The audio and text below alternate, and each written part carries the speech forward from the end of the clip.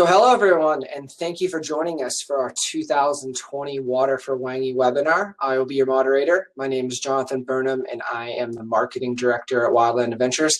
I was also a part of this project, and as well, I've done this trip, and it is really amazing. Very excited for our host here to share this trip with you.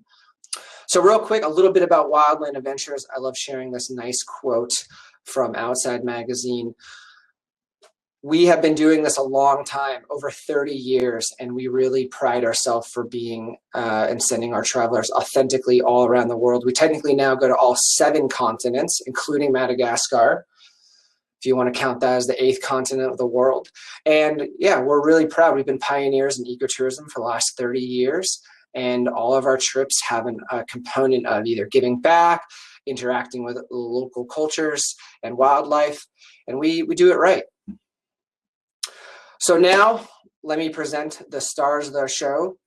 I have Chris Moriarty, our Africa Program Director, and Mark Butcher, our Zimbabwe Pro Guide, and I'm going to give it to them. Real quick, just to let you know, in the left-hand side of the screen, there's a questions Q&A button. Feel free to leave your questions there during the show. We're going to have a Q&A section at the end, but if you have a question in mind before then, feel free to leave a question in the Q&A box. Thanks so much, and enjoy the program. All right, so without further ado, let me get this opened up and move forward. So good to be here. I'm here with Mark, and we're going to talk a little bit about our Water for Hwange trip in 2020. So first off, let's get oriented. This trip is going to be taking place in Zimbabwe, which, for those who are geographically challenged, is down in southern sub-Saharan Africa.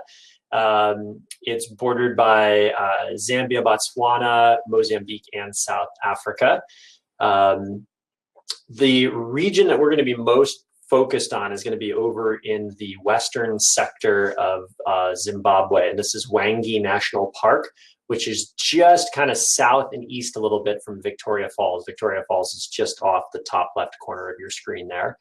Hwange National Park is one of the most remote parks in all of Africa. It's the 3rd largest in Africa, so it's pretty huge. It's about the size, a little bit bigger than the size of Connecticut, and it's a massive national park and wildlife refuge. And speaking of wildlife, the stars of the show here are elephants. And how many elephants do we have? Yeah, 2015 was the last count, and it was they counted 46,000 elephants. In the elephant census that year, but we know now since that time the numbers have probably increased to around 50,000 elephants. So that's what we have. So folks on this trip, are they going to see elephants? Should see plenty. Yeah, yeah, no doubt whatsoever. In addition to elephants, plenty of other wildlife as well. Predators for sure, prides of lion, cheetah. The great thing is, because Mark has been working in this park for some time, you don't just see an animal like the cheetah. You'll get to learn about who its parents were, its story, where it's come from, what it's been doing. There's more to it, and it makes it much more interesting to be out on the safari rather than just other places where they just point and say cheetah. Here you'll hear the whole story behind it, which is pretty awesome. And it's not just predators; it's all sorts of other wildlife as well. So here you see giraffe and hippo, black-backed jackal, Cape buffalo. What else do we have there? Yeah, no, there's huge diversity of species, particularly mammal species, but of course birds as well. But some of my favorites in Hwange are some of the animals you don't see elsewhere on safari. Some other countries like South Africa or perhaps in East Africa, things like sable antelope and roan are favorites of mine. Yeah, very cool. And then, of course, the little things that you may not be expecting to see, but are also super rewarding. So we have the saddlebill stork, which is fascinating, and those are mongoose, right? Yeah, that's our smallest mongoose. That's dwarf mongoose, real cool. Yeah, super cute. You can see that one in the top left there. Almost looks like he's smiling at us. So I think that's one of the best parts of being out on safaris. You never know what you're going to see, but it's always super rewarding. Every day is a truly new adventure.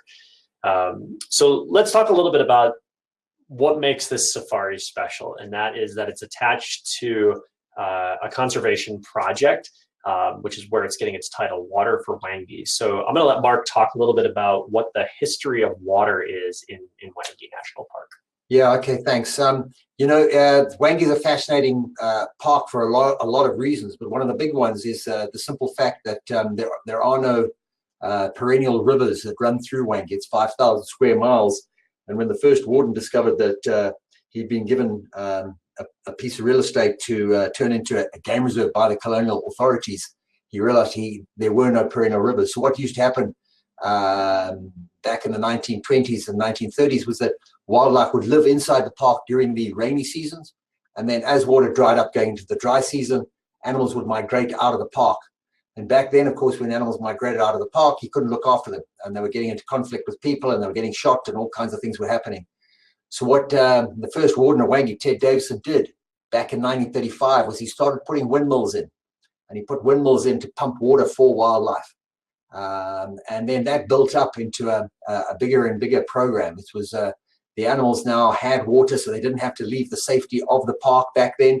They could stay inside the park and they flourished, So his system of windmills built up and developed and spread over the park up to the 1960s when he retired. And then what happened is the wildlife flourished to such an extent that back then the windmills weren't coping with the number of animals. So the guys started putting diesel engines in. And when I came to work as a young ranger in 1980, we were actually taking down windmills and putting in diesel engines. But of course, what's exciting these days now is we've got better technology, and we're having a lot of fun using solar. It's cleaner, it's more efficient, and frankly, it's the way we need to be going in Africa. But one of the things that happens is that the solar panels only generate power for the pumps when the sun is shining. So what happens at night, which is when a heck of a lot of elephant come in to drink, the solar pumps don't pump. So what we've been doing is using batteries is cost prohibitive. So what we're doing is we're hybridizing our solar units with efficient diesel engines, and we call them our solar diesel hybrids, and they're working great. We've installed a couple already, and we've actually got a Water For Hwange Safari this year now in 2019, where we're installing more. We're very excited about it, and it's efficient and a heck of a lot cleaner than those old diesel engines we used to use. Yeah. So this was the big project that we adopted in partnership with Mark and his team, was to fundraise in order to put in and switch out some of those diesel pumps to a solar diesel hybrid. And so this year we did a big fundraising push. We were awarded a grant, and we raised close to $30,000. And so those pumps and water points are now going in this year. And so for 2020, we're going to be looking at doing fundraising, a little bit smaller scale fundraising. But folks that go on this trip will have built into the cost of the trip an included donation to the upkeep and management of these pumps. When you go on this safari, you'll get a chance to go out and actually see these pumps in action. There's also a chance that we'll continue to upgrade these pumps. And so these donations may also go towards a new pump. We're still trying to work that piece out, but either way, the contributions are going towards providing water for wildlife. But on the flip side of that, we are also going to be contributing to the local communities as well. And so we're not just providing water for wildlife, we're also putting in some water points for local communities. This fits within some of the projects that Mark and his team have taken on. And these are some pictures from those. And can you tell us a little bit about some of those? Sure. The picture up on the top left is obviously that's some school kids getting water out of a tap. Now that water that's coming out of a tap there, traditionally the communities would use hand pumps on their wells, which is obviously quite a lot of work. And that would pump out water. But those kids there have got a solar electric pump that's pumping water into a water tank for them. So now when they need to fill their buckets up for their vegetable garden, there they are, And then those vegetable gardens growing food for our school feeding program. You can see the smiles on those kids on the top right. We do a See and Smile safari every year, which is dentists and optometrists come into our districts and look after communities all around where we operate. You can see the old timer there. He's got a lovely pair of new spectacles, and he's got a wonderful grin on his face. And the kids over there on the right-hand side, they're got lots of new toothbrushes, toothpaste. They're being taught dental hygiene, oral hygiene, so they don't have to come in to see the dentist for extractions. And that lower picture I love, because that was a new classroom block that we built and decorated for the kids at a school called Mchayeli. And what was fun that day was that the kids were just so overwhelmed, I couldn't get any of them to smile when I took that picture. but obviously you can see them and they're just awestruck by this new classroom block. They've never seen anything like it before. The teachers are thrilled, of course, and that's a place where kids can actually learn. And these projects, I mean, this is the whole reason why we're partnering with Mark and his team, is that, you know, the team has really recognized the importance of balancing conservation of wildlife along with community development, so that the community benefits from the tourism and the tourists that are coming in to visit the wildlife. And it's one of the few places where this is working extremely well. The community is heavily invested and reaping the rewards of a positive conservation system that's in place. And so Water for Hwange contributes to that. So it's bringing water and upgrading the pumps for the wildlife, putting water points in these communities adjacent to the park as well. And it's just it's a wonderful opportunity, and there's not many others like this.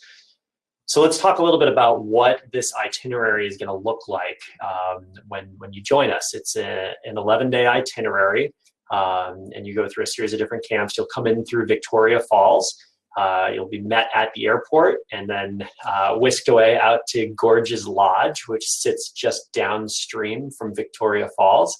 Probably one of the best views in all of Africa, I'd say, looking out over the gorge. And Butch, can you tell us a little bit more about Gorges? Yeah, sure. Gorges Lodge is a way to do Victoria Falls without staying in one of the big hotels in town, you know. And what we're very, very proud of is Gorges is built on community land. And when we originally built it, it was one of the first, and it still is one of the biggest ecotourism projects actually on community land. And this is kind of a break from the paradigm of building lodges on park land or government land or even private land. So we're very, very proud of what we've done there at Gorges Lodge. Yeah, and why is it that you built it on the community land? Yeah, you know, as a young ranger in the 1980s and 1990s in Zimbabwe, I used to be appalled by the sad colonial history we'd been handed, where we had all of these people living around Victoria Falls in the common lands and tribal areas, but completely disenfranchised from the tourism inside Victoria Falls. And you'd have these buses and taking loads of tourists and people into Victoria Falls to stay in the hotels, and they were completely cut off from that. So that's why we built Gorges Lodge. Awesome.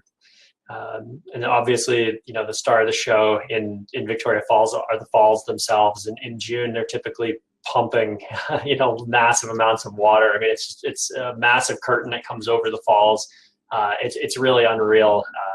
The traditional name for them is Mozio Atunya, which is the smoke that thunders. And the smoke is the spray, which is coming up as fast as the water is going down. And to stand in awe of that, there's nothing like it. It's not just a waterfall. It's absolutely stunning. So you'll have an opportunity to visit the falls on the morning after your night at Gorges, and then we'll continue out to Hwange National Park, where you'll enter the park or ride along the edge of the park on the Elephant Express. And can you tell us a little bit about the Elephant Express? Yeah, sure. This is Hwange is unique for a lot of reasons. I spoke about the water earlier, but it's also unique for a railway line that runs across the northern boundary of it.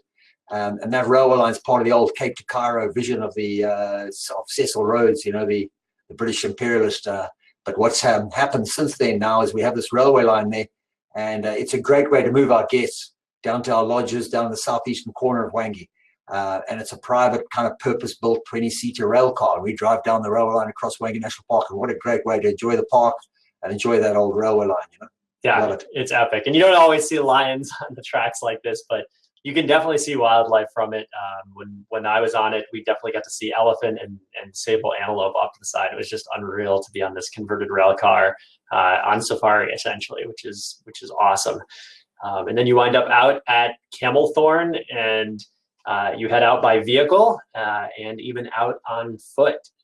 Can you tell us what's going on here? Yeah, sure. Same thing. You know, there's we do safaris differently. You know, you don't just bounce around in a jeep all day long. We love to get out on foot in Hwange.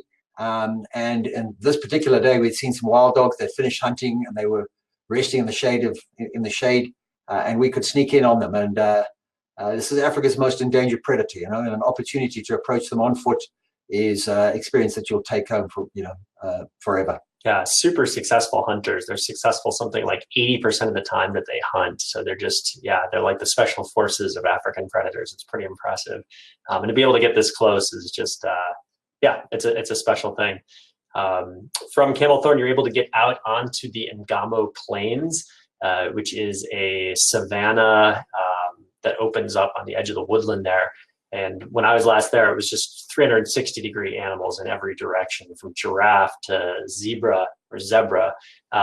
You have you have warthogs out there. You got a little bit of everything. It's really, really impressive.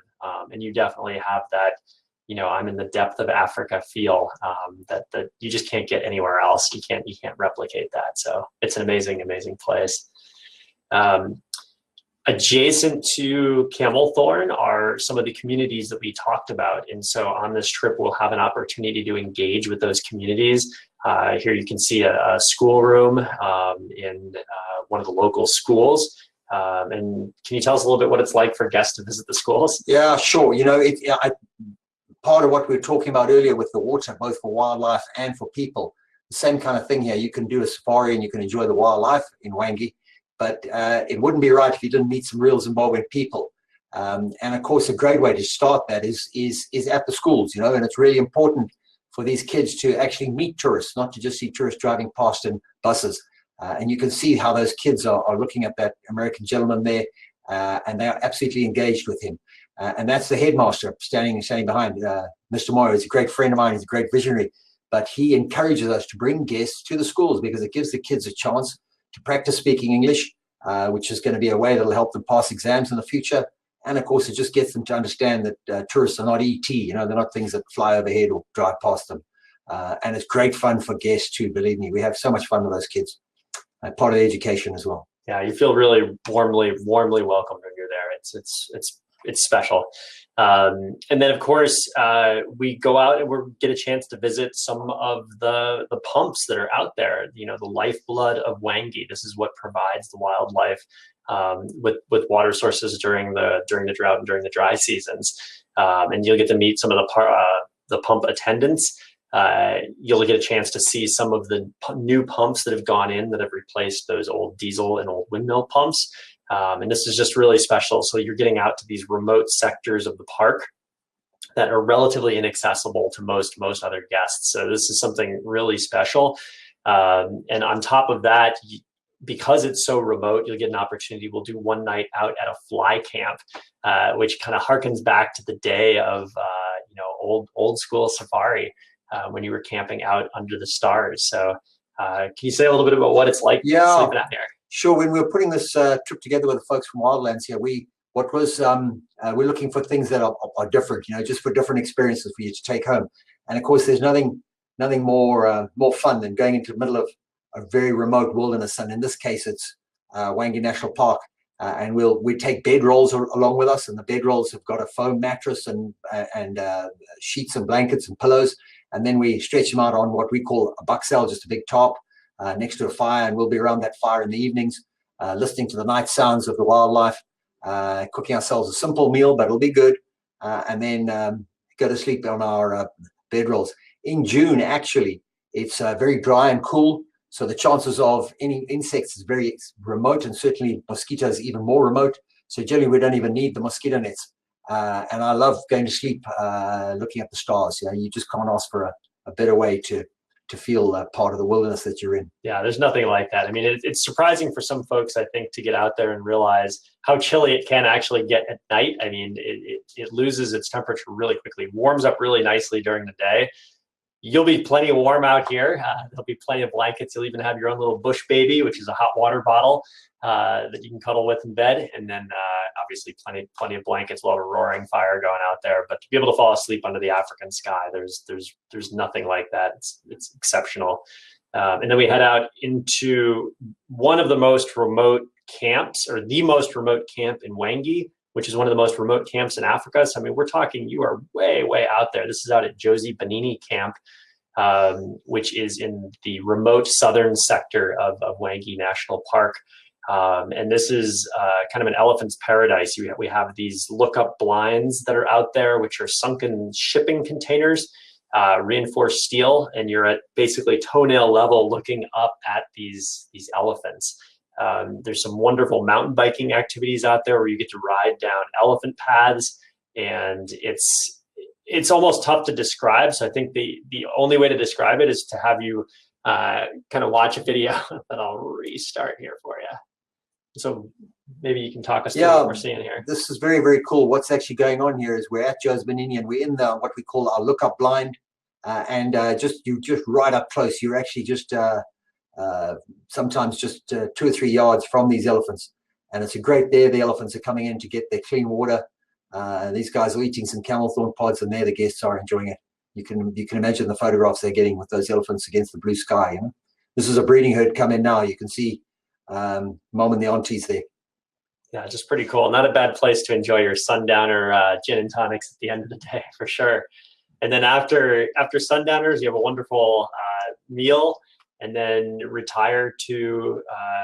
I mean, I think this is what Josie Benini Camp is all about: is being in a remote wilderness environment. You have a chance to pull your beds out of the tents and sleep under the stars. On these lookout decks, and you know, you're under just millions and millions of stars. There's nothing like that, and it's just a pretty special experience. If you want to keep your bed in the tent, you can, but certainly it's a real treat to be able to wheel it out and sleep out under a night sky like that. And then from Josie Benini, we'll head back up north, kind of into the heart of Hwange, near the Nahimba Seeps, and this is Nahimba Camp. You want to say a little bit about Nahimba? Yeah, sure. Nahimba's a very, very special camp to me. It's much more luxurious than Joe's Benini, but it's still still very, very much part of what goes on in Hwange.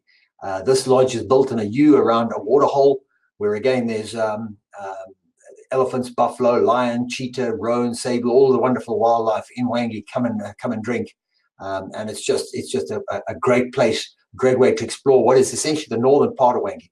And northern Hwange, very, very different from the south where we were at Joe's Benini, and the southeast where we were on the Ngamo Plains. So it's just a way to finish off a round trip through Hwange National Park.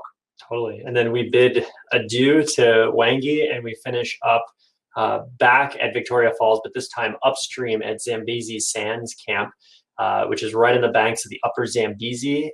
We'll have an opportunity to go out canoeing in these really awesome inflatable canoes. They're like miniature rafts, but super stable, really fun. We'll be able to paddle downstream, and you know, if we're lucky, wildlife comes to the banks, we get some great shots. But it's a wonderful way to be on the water in Africa, where you know, it's just a different speed of time when you're out there, and it's again, it's a unique way to experience the environment. The bird life is really fantastic. I got some awesome sightings of monitor lizards that live along the coast there, so it's just an interesting environment. Really tranquil. Zambezi Sands is a beautiful, beautiful camp to finish up. And you know, certainly by that point, we'll be reminiscing with lots of stories of wildlife and adventures that we had out in the bush.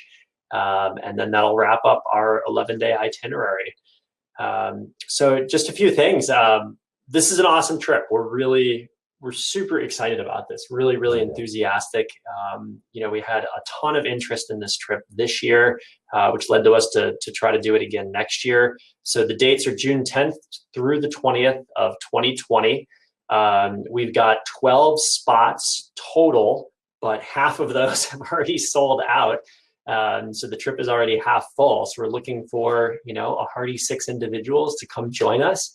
If you're interested, please don't hesitate to get in contact with me. I'm happy to answer any questions that you might have. Email is a wonderful way to reach me, or give me a call.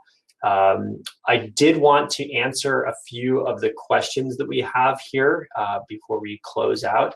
The first is, do schools need any items that we can bring on this trip? And I believe the short answer is yes, schools do need items. The best way to manage that is to figure out what sort of a donation you'd want to make dollar-wise. Let me know, and we'll have Butch and his team source those materials locally, whether it's sports equipment like soccer balls, school equipment like, you know, pens, pencils, watercolors, that sort of stuff, things that the students can use. Butch will source that locally, and then when you come on this trip, we'll have you just reimburse Butch's team for whatever they purchase in line with whatever your donation is going to be. That way you don't have to worry about bringing everything on the plane with you. That's kind of the easiest way. it looks like somebody's asking how much room is left. So there's currently six spots remaining on this trip. The donations, somebody's asking about the donations on this trip. The donations go toward the upkeep of the pumps that we're putting in, and potentially other pumps that we'll be putting in starting next year. So we're working out exactly which way those donations will go, but either way, they'll be contributing either towards the water points in the park or in the communities adjacent to them. And then Mark, what's the most exciting part of this trip for you? You know, there's a lot of lovely camps to stay at, a lot of wonderful wildlife to see.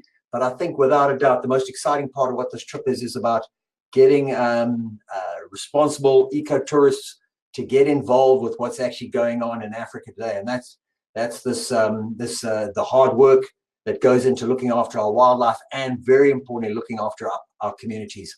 And the feeling you get when you get some thirsty elephants coming in and they can actually get some water, and the smiles on kids' faces when they can get tap water coming out of a tap instead of having to pump it by hand. That's without a doubt the most exciting part of this trip. Yeah, awesome. Let's see. It looks like we might have a couple other questions over here. Nope, that looks like it's about it. So if you guys think of other questions, please don't hesitate in reaching out. I'm super happy to answer them. I wanted to say a huge thank you to Mark for being here today, all the way from Zimbabwe. We're always lucky when he comes to visit. And I also wanted to make a quick plug for this. We've got another webinar coming up on April 12th at 11 a.m. To talk about our trip in Madagascar that we're going to be launching. So if you'd like to know more about that, keep an eye on your inbox. You'll be getting an invite, or shoot me an email and I can send you more information about that one. But thank you for joining us today. I hope that you're able to join us in Zimbabwe next year in June. We'd love to have you along. And yeah, hope to hear from you. Thanks, William. Thank you.